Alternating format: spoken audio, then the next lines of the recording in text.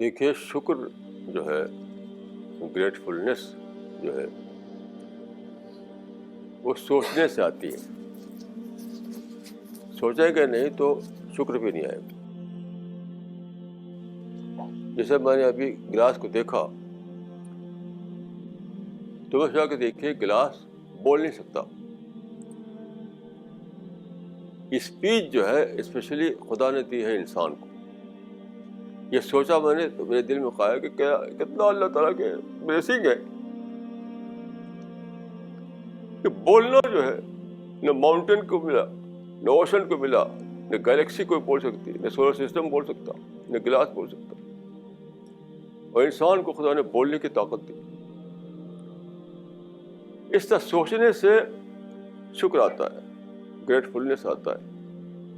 نہیں سوچیں گے تو کچھ بھی نہیں. آج صبح ایک ٹیلی فون پر ایک صاحب سے بات ہو رہی تھی تو انہوں نے کہا کہ پوری تاریخ میں انسان لڑتا پھرتا رہا،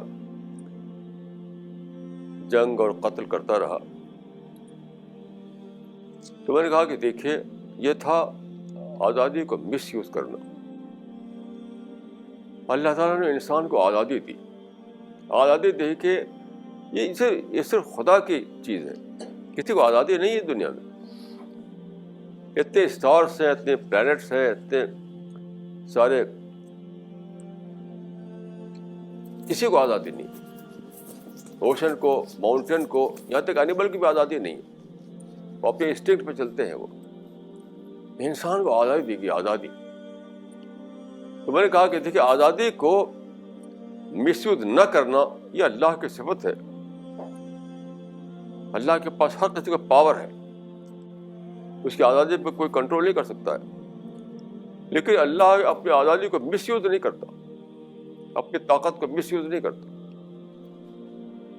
یہ تھا انسان کا کمال کہ وہ کرے جو خدا کی صفت ہے، کہ آزادی پا کر کے مس یوز نہ کرے اس کو. تو پھر خدا کا پڑوس اس کے لیے مقدر تھا. خدا کا پڑوس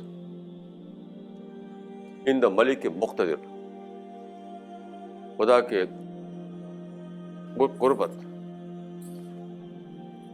لیکن انسان جو ہے ما قدر اللہ حق قدر، کہ خدا نے اتنی بڑی چیز دی اور قدر نہیں کر سکا اور وہ مس یوز کرنے لگا اس کو.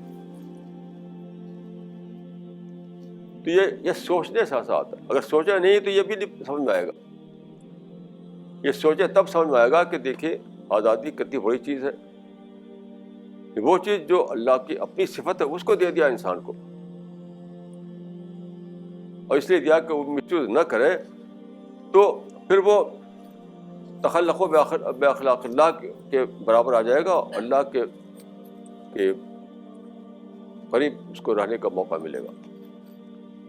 تو بہرحال گریٹفلنس جو ہے اس کا تعلق سوچ سے ہے. کوئی سوچتے ہی نہیں. میں تو کسی کو پایا نہیں کہ سوچتا ہو. میں اپنی زندگی تو کسی کو پایا نہیں کہ سوچتا ہو.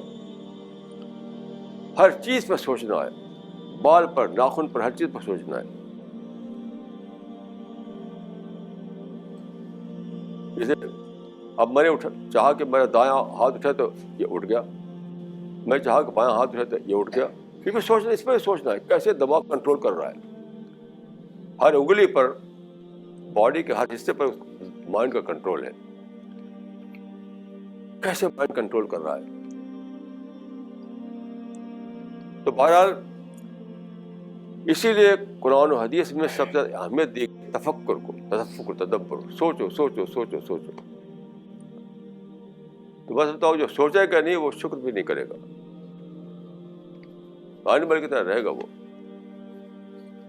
تو بیسک بات ہے اپنے اندر تدبر اور تفکر والی صفت کو ڈیولپ کرنا. میں اسی کو بیسک بات سمجھتا ہوں.